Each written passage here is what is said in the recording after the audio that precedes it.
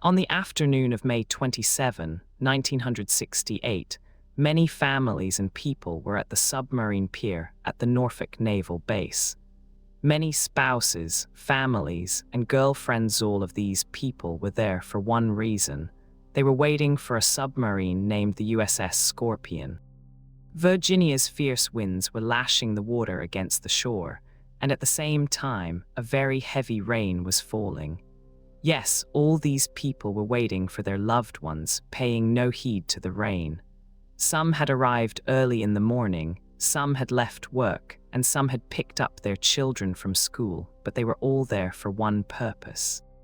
The USS Scorpion was supposed to arrive at the port at 1:00 p.m., a 3.5-month deployment and 99 men.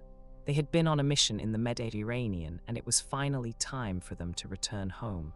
But 1:00, 2:00, and 3:00 p.m. had passed, and no submarine had pulled up to the shore. The crowd had thinned out but hadn't diminished.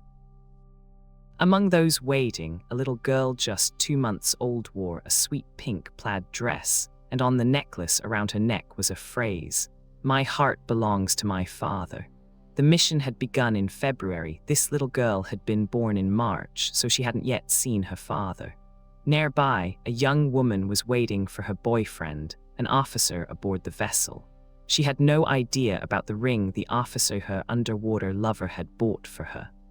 He was going to give her the ring at the port.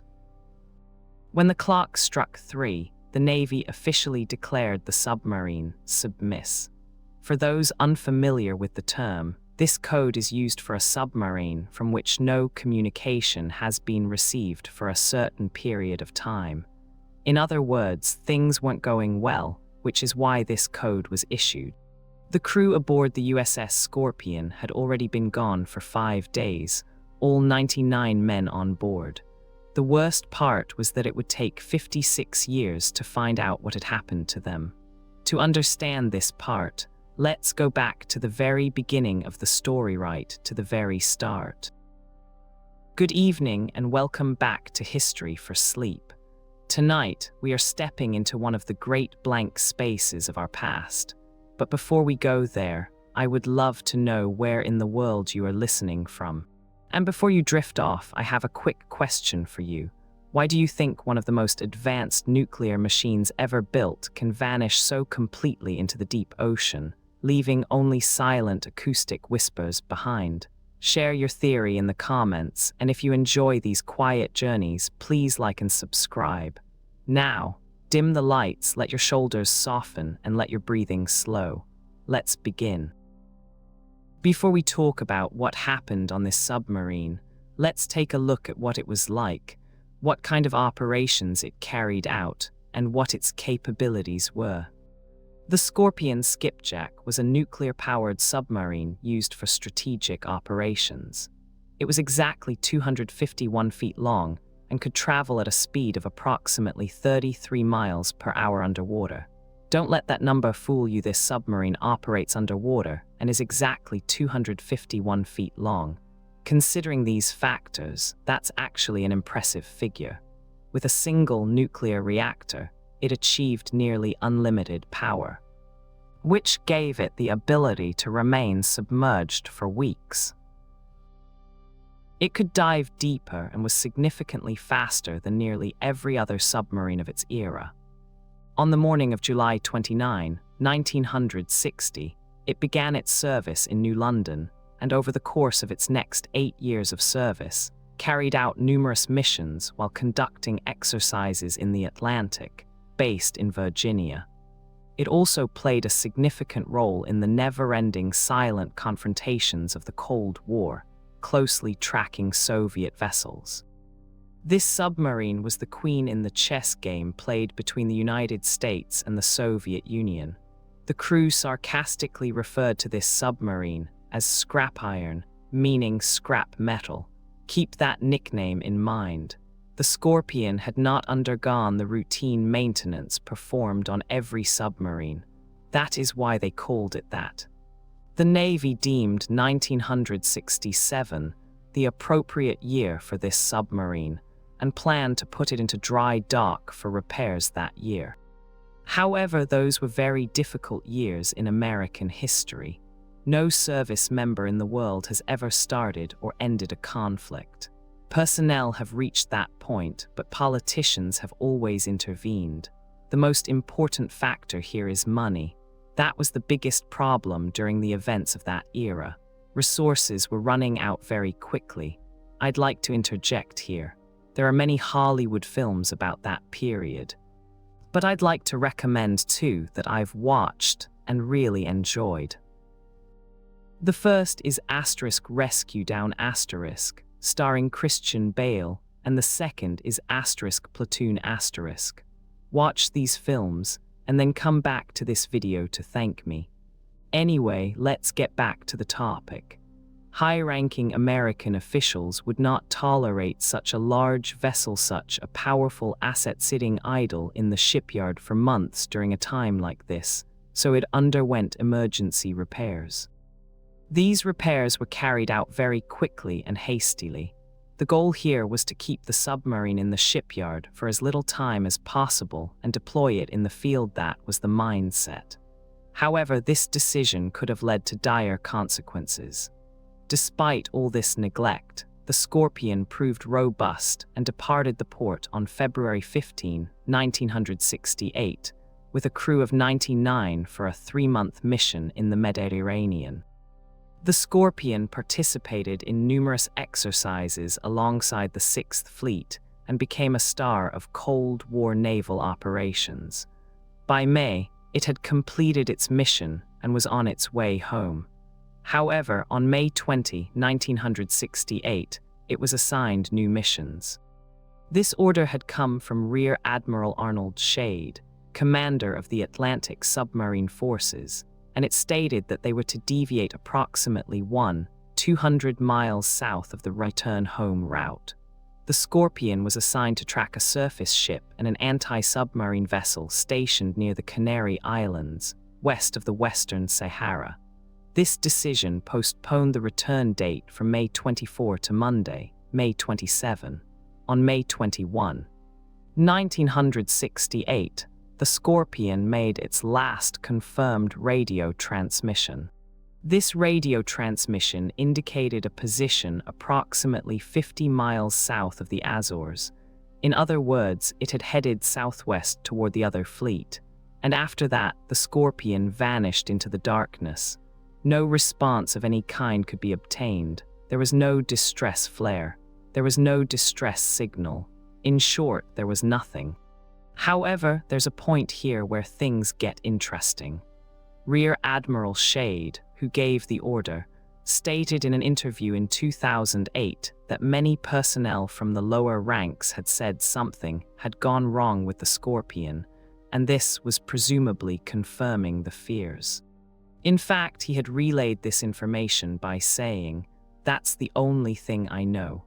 In fact, we had organized a search operation long before he was supposed to arrive at Norfolk, and it continued for quite some time until it became completely obvious that he was well overdue. In 2018, 2 radio operators named Mike Hannon and Bill Larbs dropped another tidbit of information. These radio operators told reporters that they knew he was officially overdue and had discussed the matter with high-ranking officers.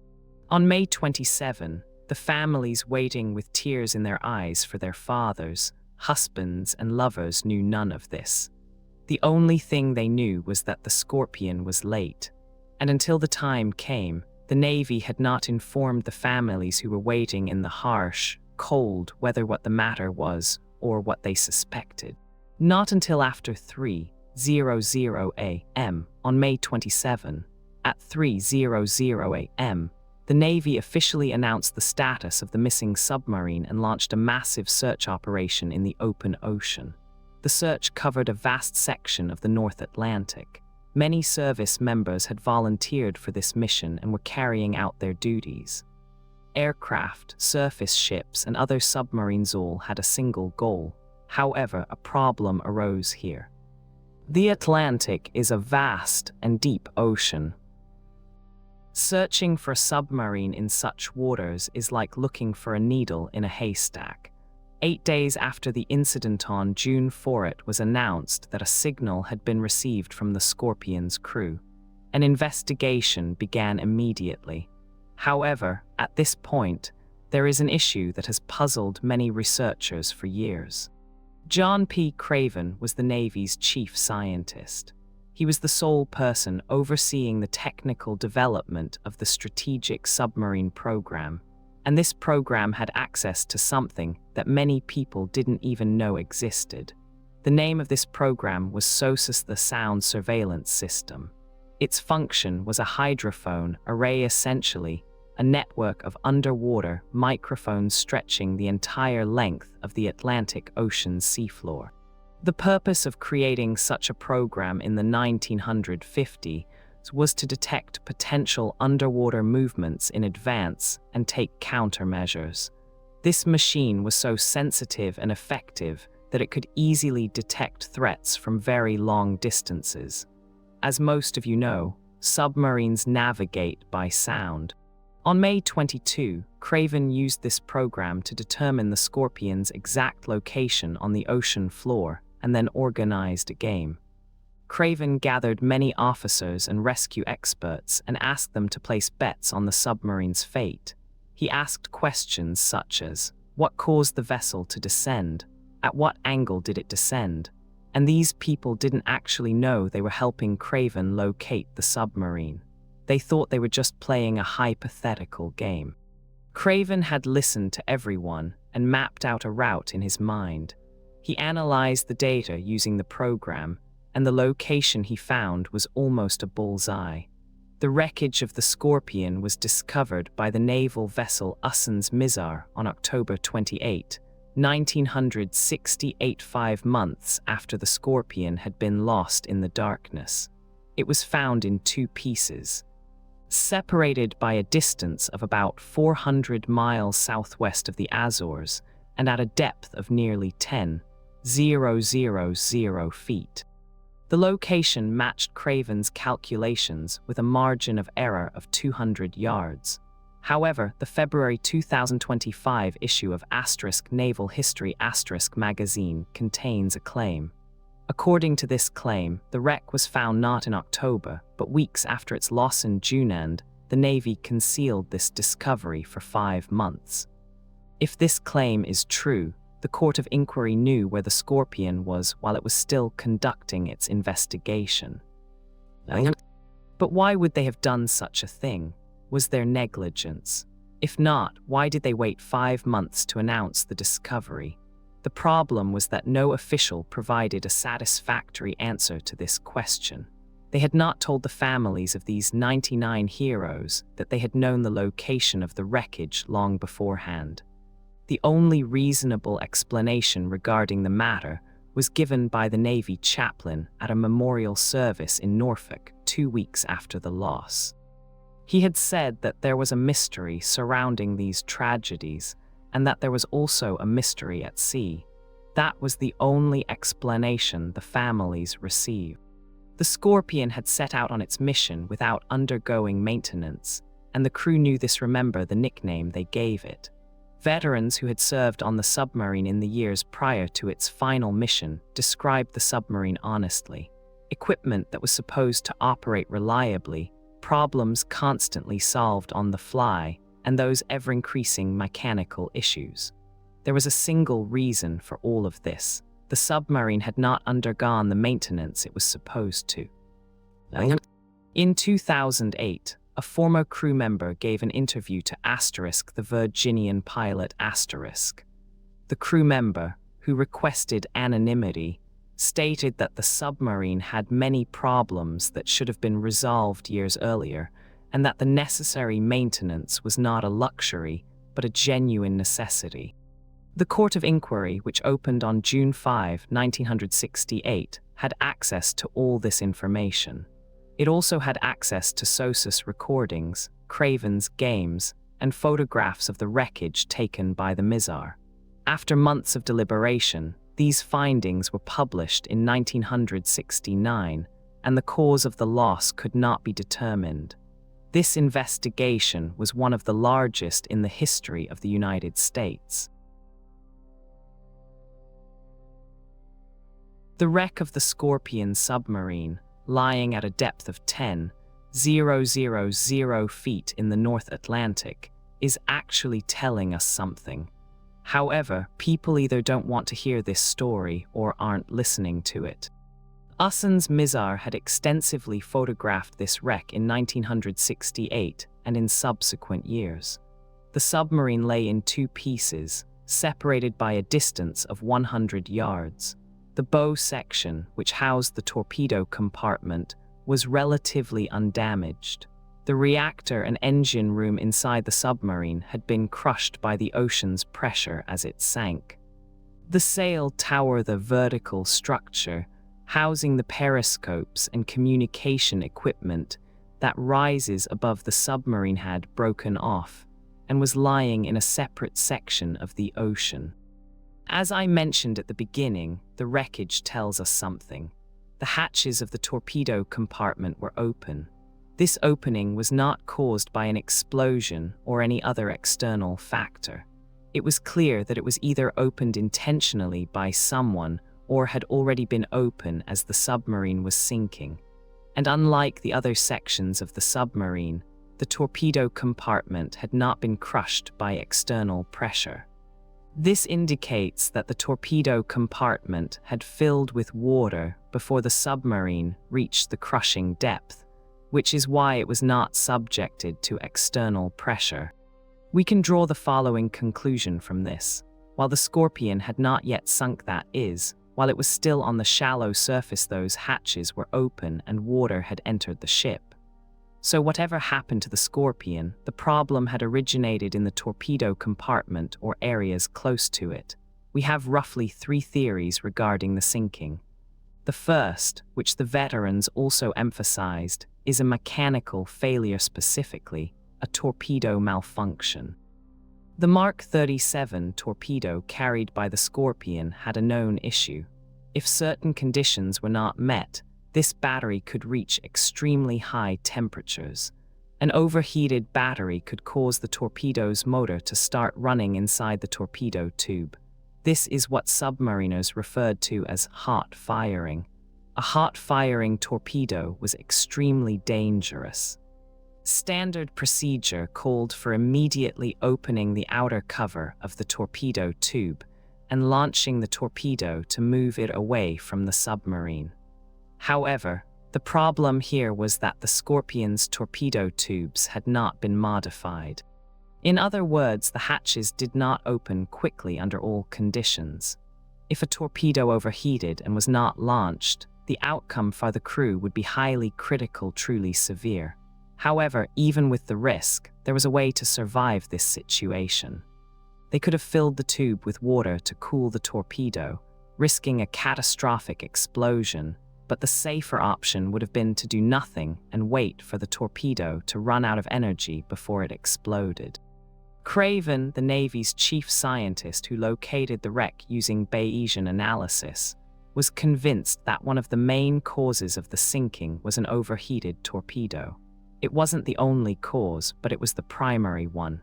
He discussed this at length in his 2001 volume, *The Silent War*. According to Craven, the Mark 37 torpedo began to overheat, and as a result of the crew's attempts to cool it with water, the torpedo exploded, causing water to flood the submarine, which subsequently sank. Actually, this wasn't an entirely illogical theory. SOSUS recordings supported this theory to a certain extent. The recordings had picked up a sound on May 22 from the area where the Scorpion sank. The initial sounds detected were faint and consistent with an internal explosion or a mechanical failure. This explosion was followed by a long period of noise consistent with the submarine taking on water and descending deeper. Subsequently, there was a much louder sound that led investigators to conclude the vessel's structure compromised as the Scorpion passed its critical depth. This catastrophic situation did not result from a single cause. It was a snowball effect, a chain reaction. However, there is another possibility here. They may not have added water to cool the overheating torpedo. In other words, there are those who do not accept this theory. It could also have exploded while they were doing nothing and simply waiting for the engine to cool down. Let's move on to our second major theory, the Soviet attack. The year 1968 was one of the times when the Soviets and the United States gave each other the most cause for geopolitical tension. In January, a North Korean patrol vessel had seized the USS Pueblo, an American signals intelligence ship.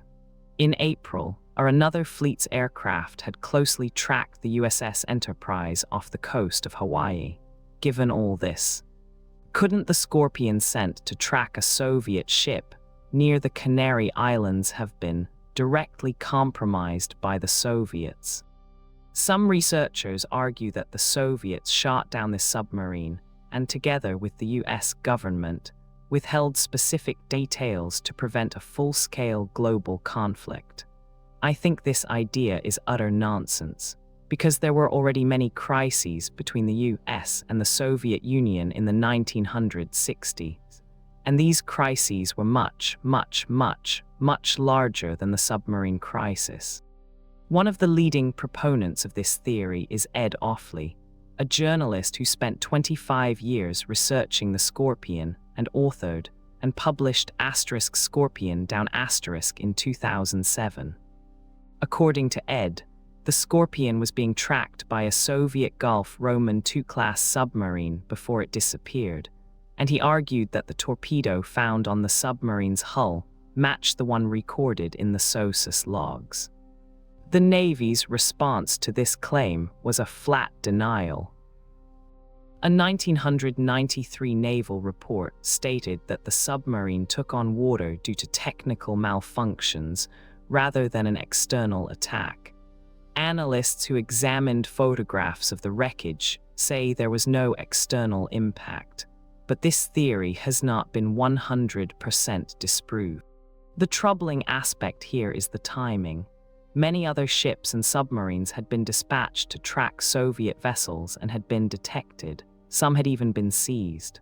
The very mission of the Soviet warships and submarines sent to track them was to destroy American submarines and ships.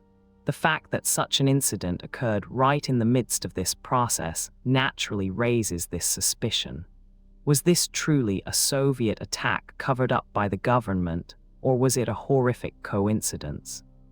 It was never known, and it remained a question mark in people's minds.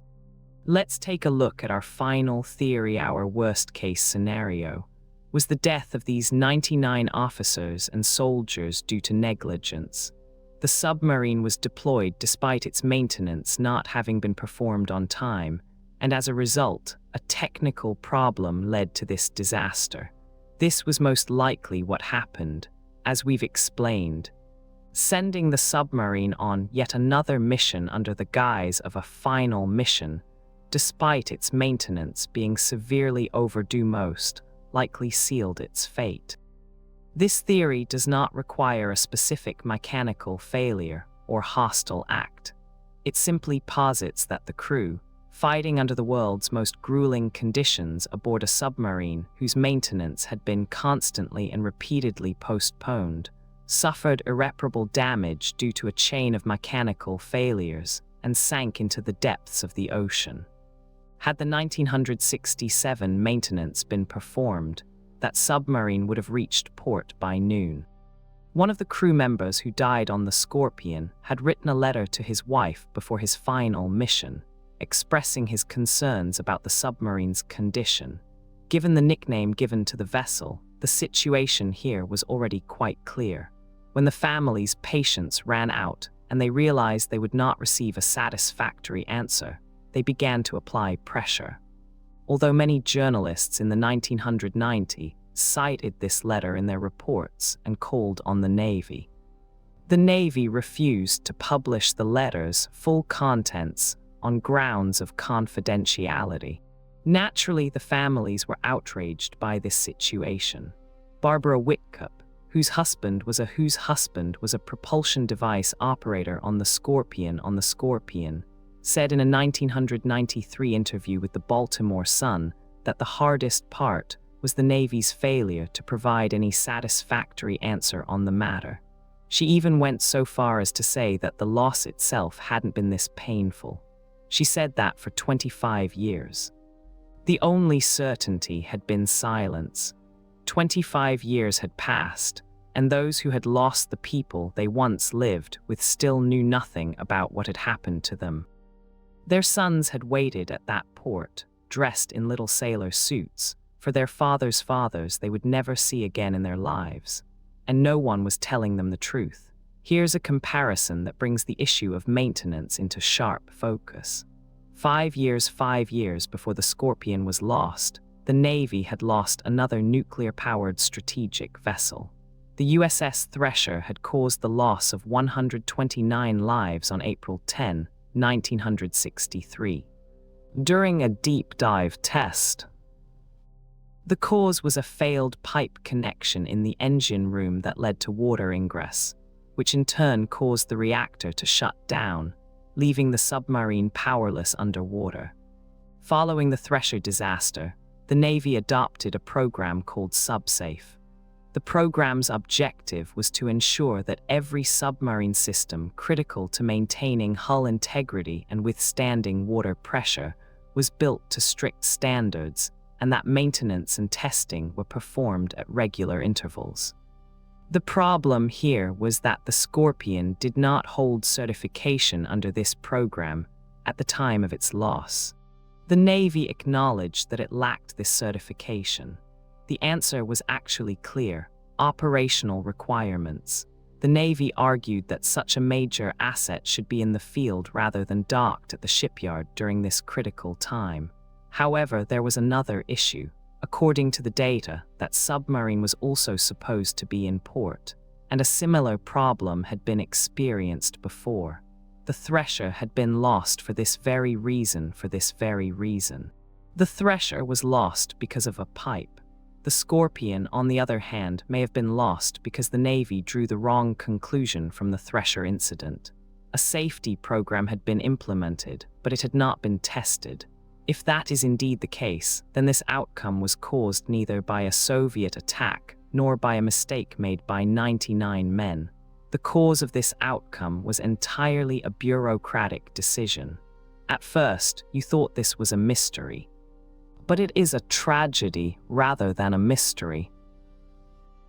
The Scorpion 99 and its crew remain at the bottom of the ocean. Approximately 400 miles west of the Azores, 10,000 feet below the surface of the North Atlantic, the vessel's two main sections lie split in two on the ocean floor. After its discovery in 1968, the Mizar program visited the site several more times and took additional photographs. As the details of the incident became clearer, the Navy sent a team in 1986 to conduct a more comprehensive investigation. Despite having been underwater for 20 years, the Scorpion had not deteriorated much. It was still intact and clearly visible. It still matched the photographs taken in 1968. So what happened to the nuclear reactor inside? The nuclear reactor is still there along with the wreckage. The Navy has taken precautions regarding this and currently conducts periodic inspections. The Navy also confirms that there has been no leakage to date. The Navy classifies the Scorpion as a marine cemetery. This means that no salvage operations are permitted. In other words, this is not a wreck site, it is a cemetery. Those who could provide answers about what happened there have also fallen silent, along with the wreck. If anyone among us thinks the investigation is over, they are mistaken. In 1993, 25 years after the loss, the Navy lifted the classification on a certain portion of the investigation and released a version of it. It is almost 100% certain that this release came about as a result of pressure from the media, journalists, and the families. The documents confirmed what higher-ups had known for years. The court had thoroughly evaluated the theory that the vessel went down due to an overheated propulsion device. It subsequently found the theory plausible, but did not deem it appropriate to investigate and prove it. In this situation, such a decision may have been made to prevent additional losses. They also evaluated another theory that the vessel was flooded due to a mechanical problem and considered external causes, including a possible encounter. As a result of all this, since it could not be proven and that is why the decision was made this way, it would not be right to place 100% trust in any single theory. And as you might expect, this is a situation the families strongly oppose, because what they went through was truly a very painful ordeal. Some families who lost loved ones have been pressuring for years for a genuine explanation of the situation. What they wanted to know was this: even though the Navy had found the wreckage, did they say they found it 5 months later in order to manage the process? That was what many families wanted to know. The question of whether the decision to divert the Scorpion, which was on its way home toward the other fleet's vessels, was what led to the Scorpion's demise, was truly very difficult for them. After all, why would a submarine that was not mechanically sound and had already completed its mission in the Mediterranean be sent on yet another mission while on its way home? This question had truly worn them down over the years. The Navy's response to these questions was that they had explained everything they knew. The families, however, argued that they had been wronged by the Navy, and this dispute was never resolved. The grieving families were not the only ones following this issue. In 2025, Naval History magazine obtained previously inaccessible documents and published a chronology of the 18 days following the vessel's loss. It argued that the wreck had been located not in October, as the Navy claimed, but almost certainly in early June. According to Naval magazine, the evidence it presented included internal correspondence suggesting that the Navy had a much clearer idea based on the model of the search operations, the positions of the ships used during the massive search conducted after the loss, and where to look than what had been disclosed to the public. If, as alleged, the wreckage was found in June, then at precisely that time the Navy was in possession of the images of the submarine wreckage that the investigation had obtained and submitted to the court. Everything that would directly explain to us how it was lost, the condition of the hull, the state of the torpedo compartment, the position of the hatches, in other words, everything that would reveal the cause of the loss had been photographed and was in their possession. This evidence was never shared with the families or with the public, so why wasn't it shared? The Navy's explanation was that the SOSUS program was a highly classified operation. If they had admitted to locating the submarine, the Scorpion, using underwater acoustic surveillance, they would have effectively handed over this immense power to the other superpower, one of the most powerful nations of the time, with their own hands. This explanation makes some sense, because, as we explained at the beginning, SOSUS was one of the most powerful programs of its time, but this raises a problem. If revealing such a program during such a difficult period would pose a threat to the Navy and the country, why was it done 5 months later? After all, 5 months later, the nations didn't suddenly sign peace treaties and resolve their problems overnight, and no one had shown empathy or tried to share in the family's grief. Yes, it was the right decision not to let such immense power slip away, but there were people who had lost their spouses, their fathers, or their children working underwater. No one has the right to pass judgment on these people either. In other words, it doesn't explain exactly what the photos of the wreckage showed, or how the Navy decided that the families didn't need to see them. 1968 was not a very good year for submarines. 4 submarines from different countries disappeared within a span of a few months. The Israeli submarine INS Dakar disappeared in January while on a mission in the eastern Mediterranean. Shortly thereafter, in March, the other fleet's vessel K-129 was lost in the Pacific. Similarly, the French vessel Minerve vanished in the Bay of Biscay in January of the same year. And finally, the Scorpion, like the other submarines, was buried at the bottom of the ocean in the darkness. The common thread among all these submarines was that the exact cause of none of their losses could be determined.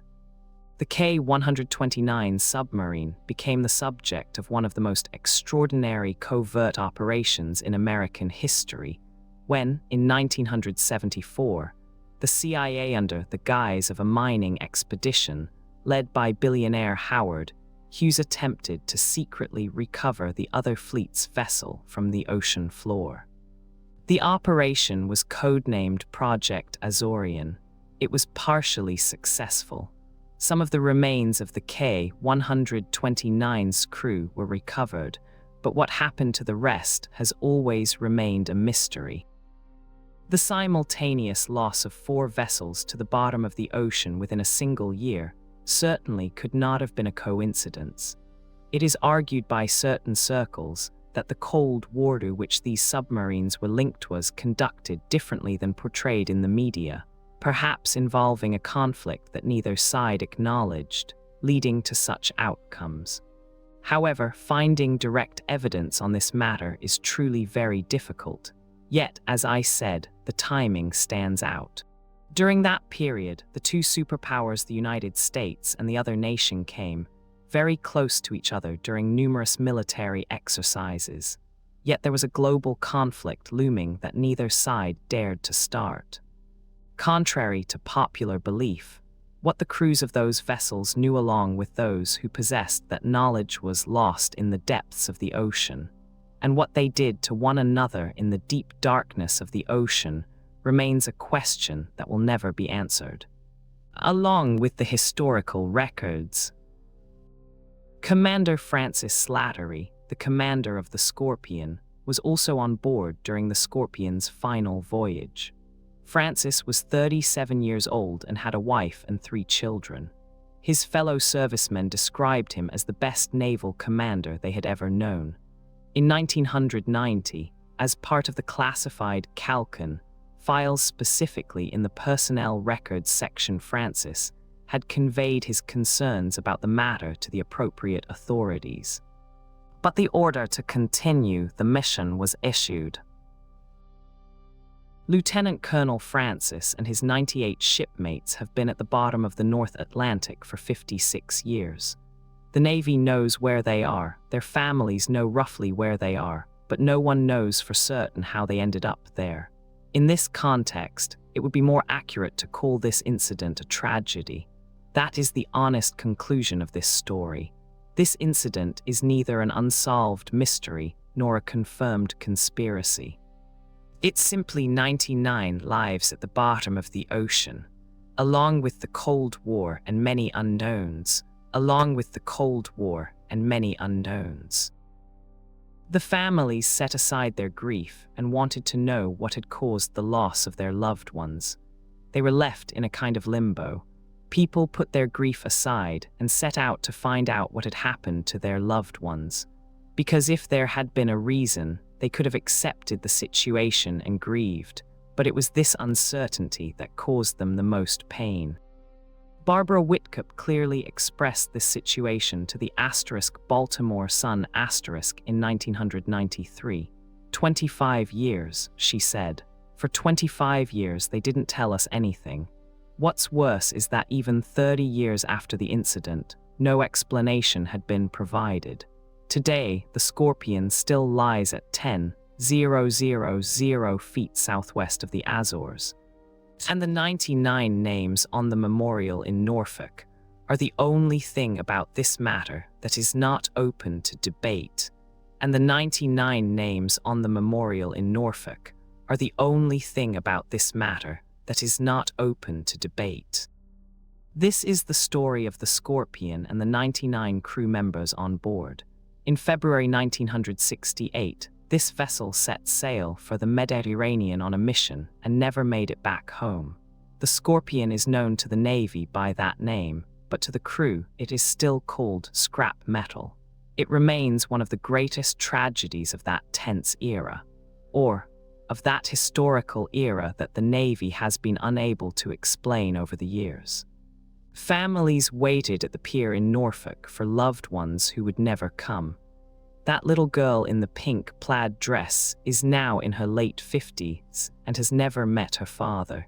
She has never even received an explanation about what happened. One of the crew members on board was never able to give the ring he received while on duty to his girlfriend. Barbara Whitcup still keeps the letters she received from her husband in the attic of her home, and in an interview she said she preferred not to touch them. She remarked that the answers to these questions would remain lost forever at the bottom of the sea along with that crew, and she wasn't wrong. This story ends here. Let the ocean be what it is, the world's largest, deepest, and most indifferent guardian of secrets. Let your breathing slow down. The Scorpion has been there down below for 56 years and will continue to be there long after everyone who remembers it has passed away. I hope you enjoyed this episode of History for Sleep, and if you did, please click that like button and leave a comment below sharing your thoughts on what happened to the USS Scorpion. I read every comment and would be happy to respond. And if you know someone who loves drifting off to sleep while diving into forgotten history, please share this with them. And if you'd like more stories like this, all you have to do is subscribe to History for Sleep. Good night.